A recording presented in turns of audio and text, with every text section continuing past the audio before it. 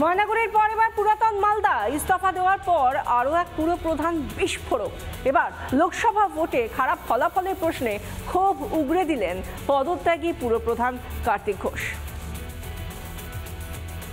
আমার বিরুদ্ধে কিছু মিথ্যা অভিযোগ কিছু করেছে কেউ ব্যাপার, আমি একমাত্র চেয়ারম্যানের লিখে রাখুন আপনারা। আমি বলেছিলাম যে কোনো রকম যদি অভিযোগ থাকে আমার বিরুদ্ধে আমি এমআইসিকে ধরেছি, এমআইসির কাছে গিয়েছিলাম, ইন্টারনাল অডিট করুন। এ যেন ময়নাগুড়ি পুরসভার ঘটনার রিপিট টেলিকাস্ট। এবার পুরাতন মালদার পুরপ্রধানের পদ থেকে ইস্তফা দিয়েই বিস্ফোরক কার্তিক ঘোষ। একমাত্র আমার ৯ নম্বর ওয়ার্ড, চেয়ারম্যানের ওয়ার্ড, সবচেয়ে বেশি ভোট পেয়েছিলাম, ১,০০০-এর উপরে ভোট পেয়েছি আমরা। আর প্রত্যেকটা ওয়ার্ডে ৪০০ থেকে ৩৫০, ৪০০। হয়তো কেউ আগামী দিনে যে দায়িত্ব নিবে তারও ওয়ার্ডে সে পিছিয়ে আছে। বেশ কিছুদিন ধরেই রাজ্যে পুরো প্রশাসনের রদবদল করছে তৃণমূল।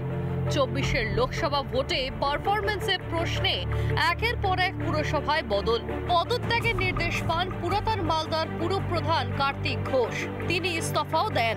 তারপরেই ২৪-এর লোকসভায় খারাপ ফলাফলের প্রশ্নে ক্ষোভ চেপে রাখেননি তিনি। নির্দিষ্ট করে কোনো ইংলিশ বাজারে কেন বলছো? গোটা জেলারই তো ফল খারাপ হয়েছে, কোনো নির্দিষ্ট করে কেন বলছে একটা? গোটা মালদা জেলাতে প্রত্যেকটাতে খারাপ হয়েছে, ফল কোথাও ভালো হয়নি। আমরা হতাশ, একটা মেরুকরণের ভোট হয়ে গেছে। এর আগে কার্তিক ঘোষেরই মতো পুরপ্রধানের পদ থেকে ইস্তফা দিয়ে উষ্মা প্রকাশ করতে ছাড়েনি শাসক দলের বর্ষিয়ান নেতা অনন্তদেব অধিকারী। কাউন্সিলর পদে থাকবো না, ইচ্ছা নেই, সেটাও দিচ্ছি। কারণ যতগুলো কাউন্সিলর আছে প্রত্যেকেই দাদা, কাকা, জ্যাঠা বলে। কাজে এই অবস্থায় আমার পক্ষে পেছন বেঞ্চে বসা একটা আত্মসম্মানের ব্যাপার না। আর এত লড়টারে আমি কোনোদিন রাজনীতি করিনি প্রথম জীবন থেকে।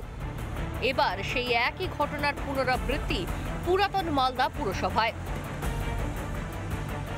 একজনকে বলির পাঠা করে বাদবাকি সবাইকে রেখে দেওয়ার যে ব্যবস্থা, সেটা হলো যে তৃণমূলের প্রতি বছর ৬ মাস ৩ মাস পর একটা রিনিউয়াল করতে হয়।